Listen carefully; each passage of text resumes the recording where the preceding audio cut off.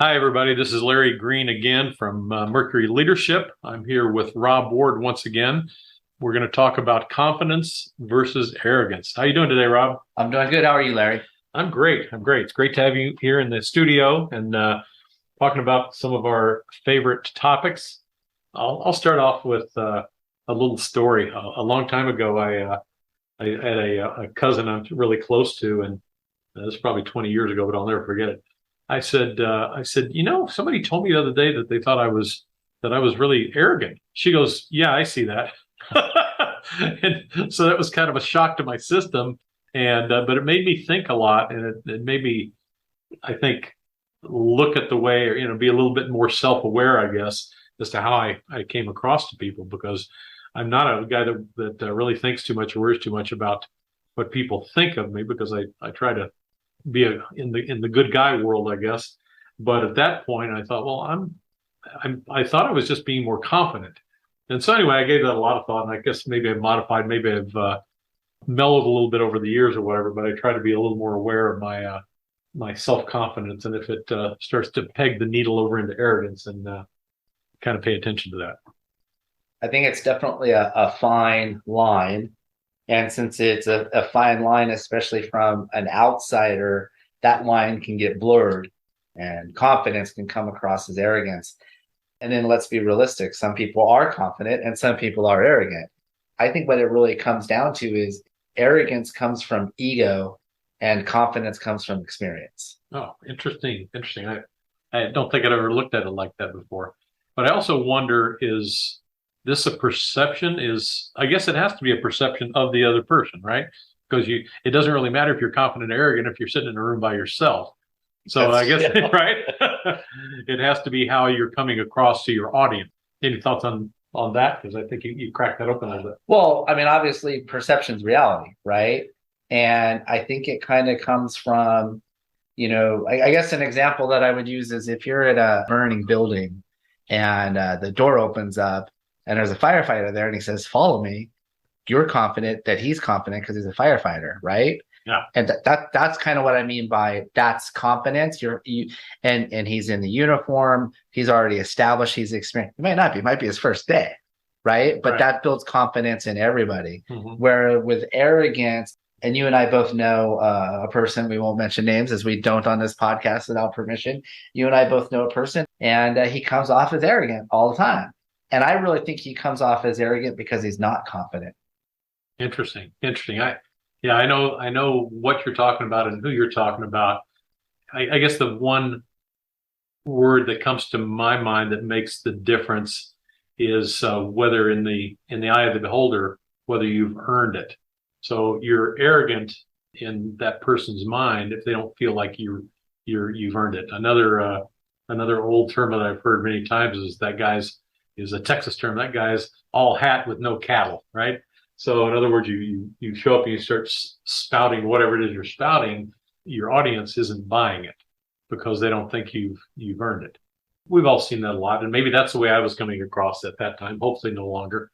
But I think another way to, depending on your position, of course, you and I are executive coaches, and our whole game is working with people, and I think the way that you come off of that is by being inquisitive, being curious, and that's how we work pretty much. And I believe that kind of puts that to bed, puts the potential arrogance to bed.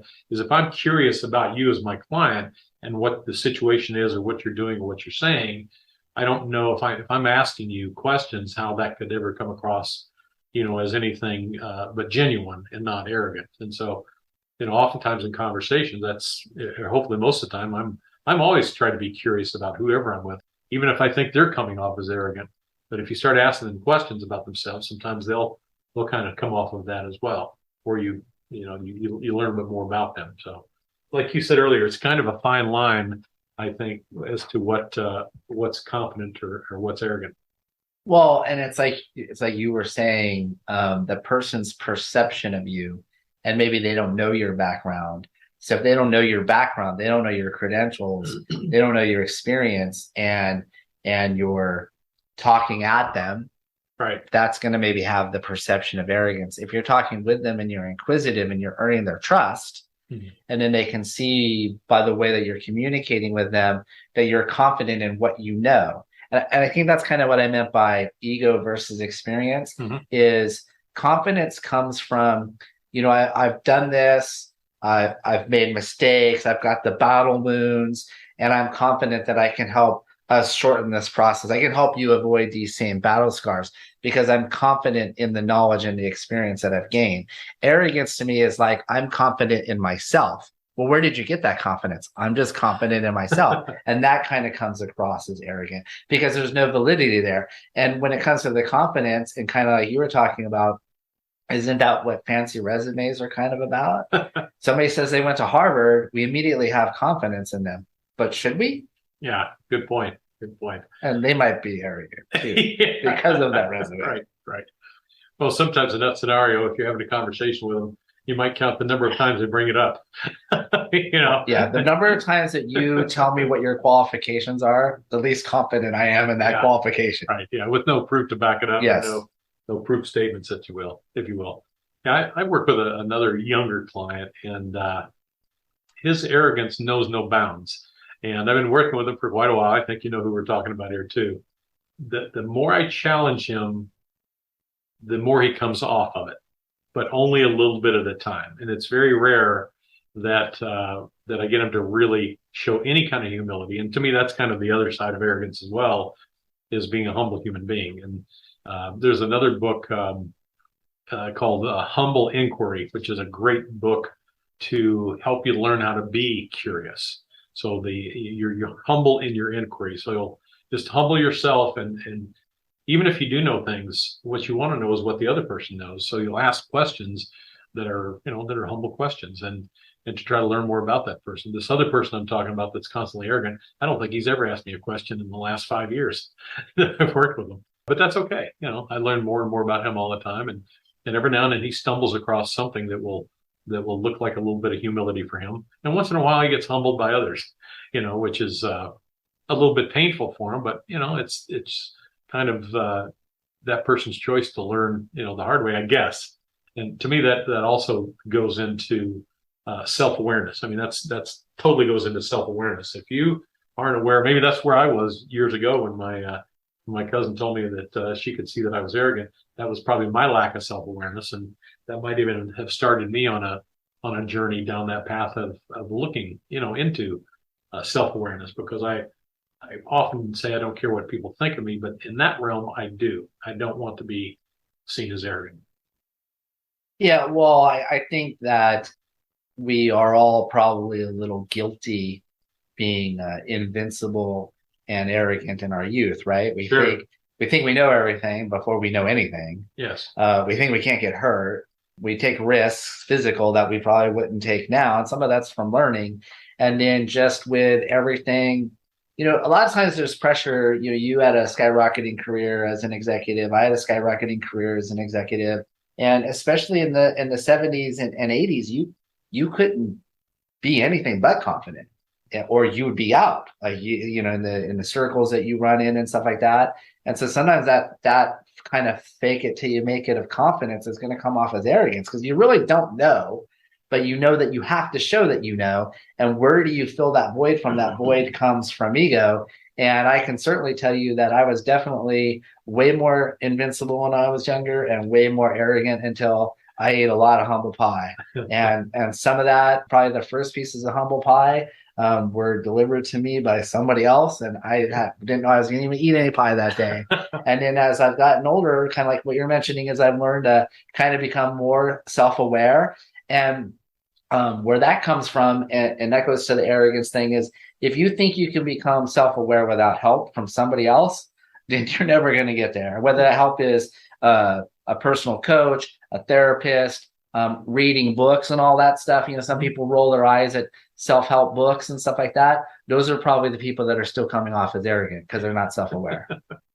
Yeah, I think that's true. Certainly, even if you don't get direct help from someone to, if you're on that path of self-awareness and self-improvement, you certainly need an audience to bounce it off of. Otherwise, you're sitting in a room all by yourself. And I think that's kind of the gauge anybody has to have, is how now am I being perceived with this work that I'm doing. I've seen that in a lot of people. I've seen it in myself, where I ebb and flow. There's times in my life where I've not been as confident, and I can tell that people pick that up. They pick that up just as well as they do the arrogance. And so you've got to figure out, what your position is from a, I guess that if you want to call that your own psyche or your own self-awareness or whatever, how are you coming across? How am I coming across to somebody on any given day? That's something I think about a lot because it's important in the work that we do is that, I can be vulnerable in my work, but only to a point. That's something I've discovered, and I've discovered the hard way. You need, that you want to be vulnerable enough to invite people into a conversation or to invite them to be vulnerable, but you have to be a little bit careful with that. And it's just another facet of self-awareness, as far as I'm concerned, and also know who your audience is. With some people, you can be a little more bold, a little more confident, and maybe edging on arrogance to get them to come into the conversation. Because if you're super humble and they're way up there on the arrogance scale, they're just going to think that you're kind of a nothing or a wimp or that you don't have the chops to really deal with them. So it's kind of interesting, the games that you end up sometimes playing to in communications with people in any place in life. Yeah, well, and I think a key part of what you're talking about there with the vulnerability is when we're younger, and especially in the workplace, in developing your career, we're so concerned about letting people know what we don't know, right? You don't necessarily want to go to your boss and say you don't know how to do something, especially if he told you, oh, you're doing a great job. And you're like, oh, great. I got to tell him I don't know how to do X, Y, Z. And, and a lot of times, so then you just go figure out X, Y, Z, which there's a benefit to that too. As you get older, and this is what you're talking about, like you walk into an environment and you're not confident in that environment.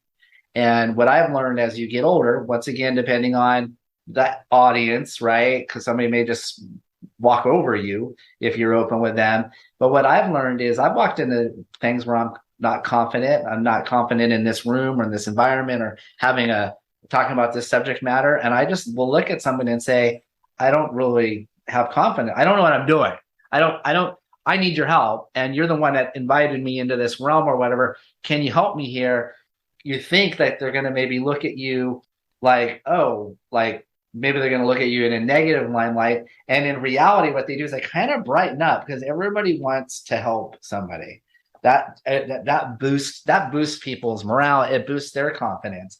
And I think that's how you gain confidence, is by knowing what you don't know and be willing to be vulnerable that Yes. you don't know that. You allow yourself to be exposed. You let other people help you, and then you learn from them, and then you get confident in that subject matter or in that environment or whatever it might be.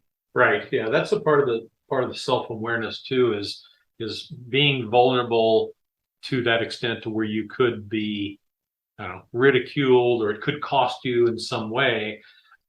To me, it pays off much better than any level of arrogance, or if you want to call it overconfidence, borderlining on that.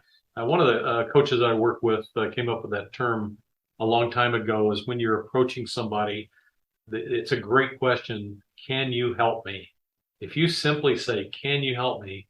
There's almost nobody that will turn you down. Maybe they can't, but they will certainly try to help you. And it's a good, if not a conversation opener, then it's a good way to learn. I don't know how to do this, Rob. Can you help me with this?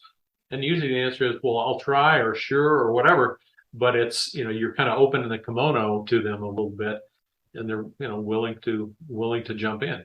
To me, that's a good tactic, and almost any time in life, whether it's at work or whether you're, in a retail environment or almost anywhere. I often use that in a situation where I don't think I might not get what I want, because it's easy for somebody to say no. Let's say it's on the phone with a company that I bought something from, or I'm trying to get some information or whatever. And usually my perception is people may come into that scenario demanding. Yes. And they have the power to say no. But I oftentimes, if not all the time, I always try to be, friendly on the front end, get a name, and say, this is what I'm trying to do. Can you help me? And probably 9 times out of 10, they will at least try. I was oddly on the phone, didn't even think I could get on the phone with eBay yesterday on some weird deal. And I used that tactic and I got transferred a couple times, but I got what I needed. I didn't even think eBay had phone numbers, Yeah, yeah. or any of these big online retailers or whatever. But yeah, that's a really good approach. And to me, the whole self-awareness thing is kind of the core of all of it at this point in my life, anyway, and something that I've worked on for a number of years is just being more and more of that. And I have to be reminded of that sometimes too. And usually, I kind of have to remind myself if I'm down in the dumps or not feeling confident or not feeling whatever. I kind of look back at and look in the mirror and go, okay, what's really going on here? Are you telling new stories that are not true? Are you worrying? Are what's going on here? And I have to build myself back into a confident state sometimes, but the self-awareness is kind of the core of it, if you will.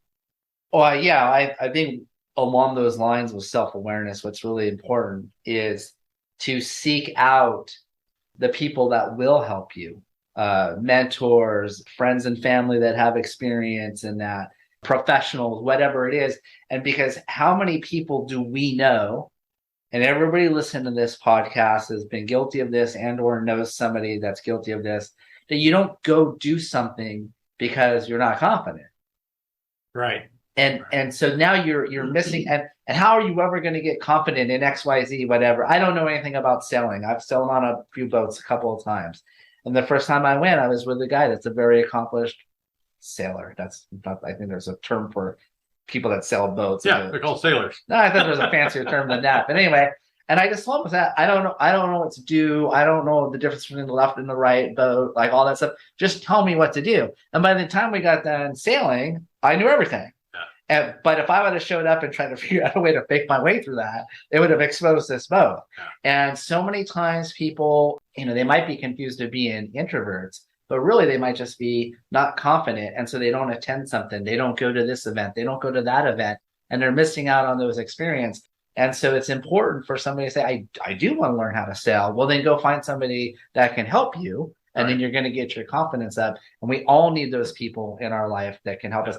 Part of that self-awareness is recognizing that I don't have all the answers. Right. And I need help from somebody and being willing to ask for it. Yeah, absolutely. That's the one thing I've come across so many times, and especially maybe in younger people or people that are less confident. They're afraid to be exposed. They're afraid of the vulnerability, and they're simply afraid to ask for help. And when I work with leadership and management at all levels, I try to look for that. And oftentimes, if I'm in a group environment, which I often am, and leading some type of management, strategic planning or whatever it might be, if somebody's quiet in the room, and I really watch everybody in the room, I will eventually ask them for a specific opinion or a thought on whatever it is we're talking about. And sometimes if I need to draw them out, I'll say, Rob, I know that you've got experience in this area. Would you mind, sharing what your thoughts are about this? And it gives them a little bit of confidence to open the door, and come into the conversation. And once they're rolling, then I think they gain confidence as they go, because in my role as the coach, I will validate what they're saying along the way. In fact, that's one area that I've learned over the years, in the 10 years I've been an executive coach, is no matter what level people are, they need validation, and especially the people at the top, because if the lonely at the top syndrome, that's a real thing. I've seen many times that those leaders don't have the confidence that they need, and they have to exude the confidence, because the last thing you want to do is see that your boss, or that your leader, that your CEO lacks confidence at any level, because those people are always on stage. You're always being watched. And as part of our one-on-one coaching, and oftentimes, if whatever the topic is, if I sense that they haven't done it or some new issue, whatever it is, I'll tell them, I said, look, I want you to know that you're doing a really good job in this scenario. You've done a good job, and here are the reasons. I won't just tell them that so it doesn't sound trite or anything, but I'll tell them why. I say, I've worked with a lot of companies, and here are the things that you guys are really, really good at. And this is how you've done a good job and why you've done a good job. So I really try to give them those props, but being very genuine about it. But anyway, that helps them to build their confidence, because sometimes they don't have anywhere else to go. Well, and a lot of times CEOs are accused of being inhuman, right? True. They don't have feelings. They're just the mean guy at the top. Profit and growth and stock prices, those are all great, and those are measurements for the CEO. But the CEO is human. Nothing trumps validation. And I don't care who you are, how much success you have, what your latest baseball contract is. You need somebody to come along and say, "Hey, you're doing a good job." That contract is not enough. That bank account is not enough because that's not a feeling. It's a measurement that you've succeeded, but it's not that touchy feeling. And I guess my point to that is CEOs are human too. That's true. That's true. Yeah. They let's see, what's the term that I learned a long time ago is part of our job as coaches is in fact turning CEOs into human beings. Like you said, they can be a little bit frosty, and sometimes I think that can be from the fact they've got so much on their mind, so much on their plate. They're trying to keep all the plates spinning, if you will. And when I work with them, that's one of the things I look at in the entire company is what is the culture like? If it's an inclusive culture from the top down, or if the leader, in fact, is not a warm, to some degree, person that's cares about the people, then his leaders, his managers will be the same way. It always has to come from the top. And if there's arrogance there, it's going to be a tough road all the way through the company. And when I don't see that often because frankly I seek out companies that have got more of a warm culture than icy arrogance. Because if there's arrogance at the top too, then your leaders are going to be arrogant along the way. So that's usually a pretty bitter pill to try to run a company with arrogant leadership. And it seems to be relatively short lived because I don't care who you are, but along the way you're going to hit some bumps in the road. And you need to have a lot of good people in your camp, whether it's your employees, your customers, your vendors, or whatever it is. So, to me, confidence and the right level and self-awareness certainly is a good path for whatever we do. So, but anyway, I think on that note, Rob, any other thoughts for you? Um, Going back, dialing it all back to where we started, and that is, I think that arrogance comes from ego, Yeah. and confidence comes from experience. And talking about like the CEO being frosty and stuff like that, I think that's a defense mechanism, and arrogance is a defense mechanism. And it's maybe because they don't know how to relate to people, or maybe it's because they aren't confident in what they're doing, and that comes across as arrogance. So, Yeah. Very true. Very true. The eye is in the beholder, whether you're confident or arrogant. So on that note, thanks for joining me today, Rob. And this is another podcast from Mercury Leadership. And check us out at mercuryleadership.net for all of the podcasts that we've got in the can. Have a great day. Talk to you soon.